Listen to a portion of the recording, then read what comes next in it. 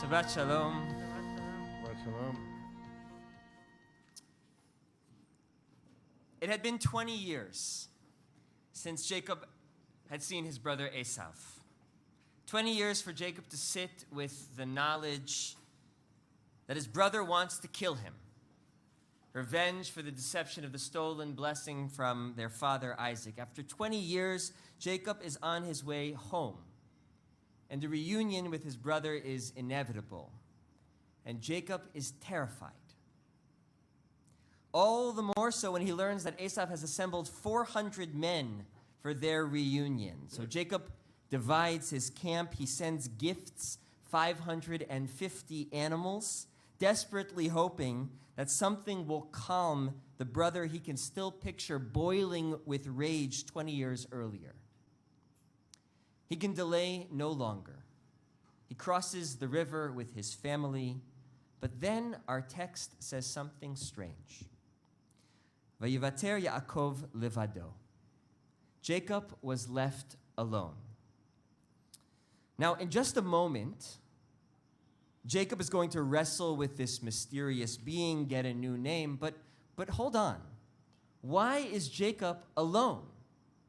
He had just crossed the river with his family.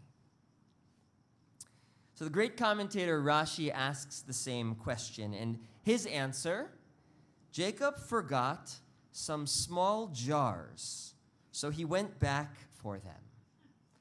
Full stop.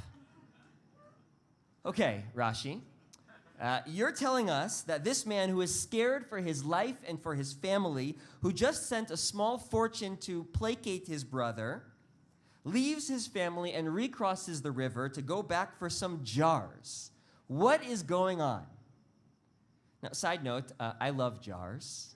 Mason jars, pickling jars, the tomato sauce jar that you wash out so you can put your cashews into. But still, what could possibly be so important about these jars, in this moment in Jacob's story? Enter the Imre Noam, a 19th century Hasidic teacher. The jar that Jacob retrieves is filled with oil. But not just any oil.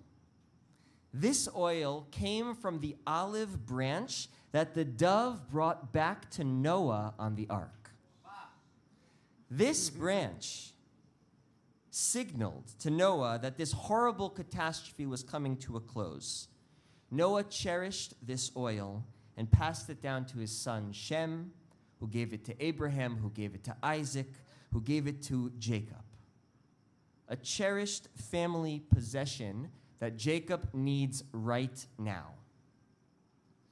Because the oil tells a story that's going to get these brothers through this moment.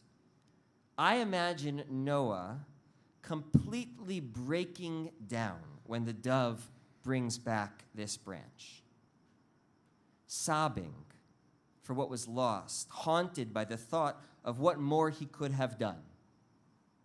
And relieved that this story wouldn't end on a boat adrift forever, grateful that new beginnings are possible. Noah presses these olives into oil, stores this deep wisdom in a jar, and ensures that his children and their children know its message. Jacob and Esav have lost everything, and yet still have more to lose.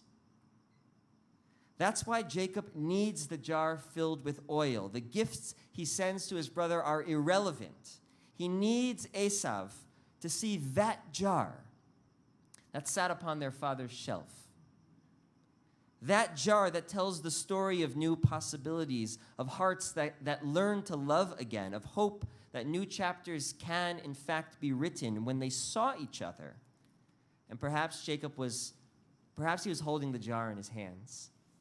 They embraced, they kissed, and wept. This isn't the last time we hear about this jar.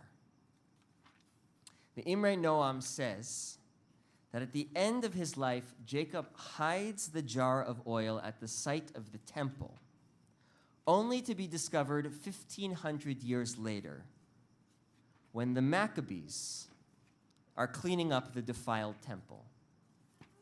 They find a jar of oil, only enough for one day that miraculously burns for 8 nights.